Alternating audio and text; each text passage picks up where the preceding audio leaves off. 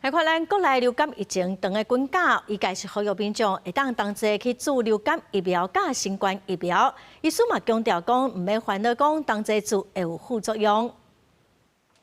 根据疾管署的公布，今年的流感提早流行，已经连续9个礼拜看医生的人数拢在增加。顶礼拜因为流感去互医生看的人超过15万人次，重症增加57例，死亡增加16例。除了流感，新冠病毒同款真流行，为着预防流感和新冠病毒炭烧，卫福部甲医生拢呼吁民众爱赶紧去注射。尤其是高风险族群甲老大人。根据相关的研究也显示，今年在采购的一个疫苗株，不管是流感的一个疫苗株，或是新冠的疫苗株呢，对于我们目前流行的一个流感的一个病毒株，或是新冠的一个病毒株呢，都能够产生非常有效的一个保护力。除了流感疫苗，也有新冠疫苗。为着鼓励时代量早去注射，台湾家庭医学会呼吁民众，两支手骨一边出一筒。有医学教授表示，即摆的疫苗造成副作用的几率增加，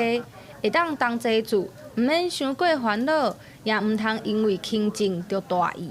流感跟新冠的轻症虽然看起来没有问题，不过我们都知道，我们对它的了解并不十分的掌握住，所以呢，现在非常多的长新冠或者是流感长期之后造成身体的一个破坏，其实从我们的健保资料库里头，还有国人长期的追踪里头，都可以发现它可能会增加各式各样的死亡率或者是并发症。公费疫苗10月初1开始注，根据疾管署的统计，这一礼拜时间，目前流感疫苗注射的人数超过106万人，新冠疫苗也有29万人，两个的注射人数拢创下历史新高。